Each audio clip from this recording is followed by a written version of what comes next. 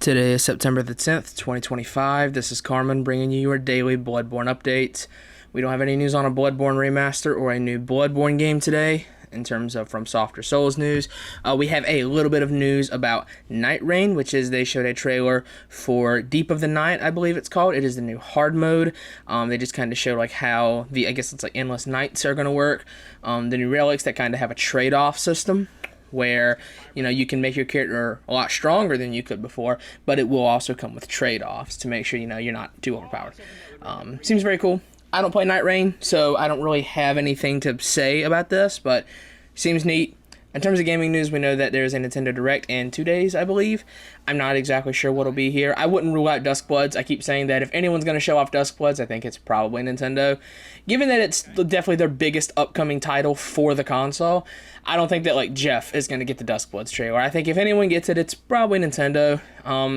I think there's actually a decent chance that it shows up here in a couple days, and then gets more gameplay at the Tokyo Game Show in a couple weeks. I would say that's kind of likely, but we'll see. Outside of that, I'm not entirely sure what could be there. We can't say Hollow Knight Silksong anymore. I'll just throw Dragon Quest 12 out there. Maybe something will come out of that.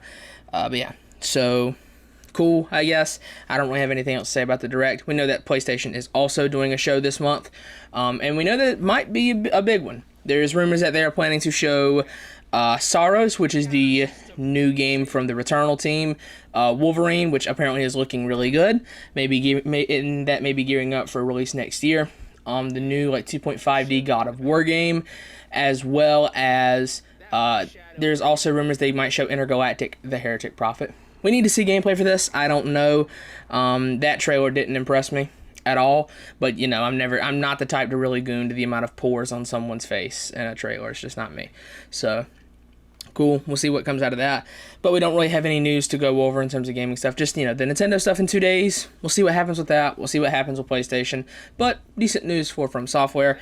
There is of course big real world news I could talk about today, but I'm not going to do that.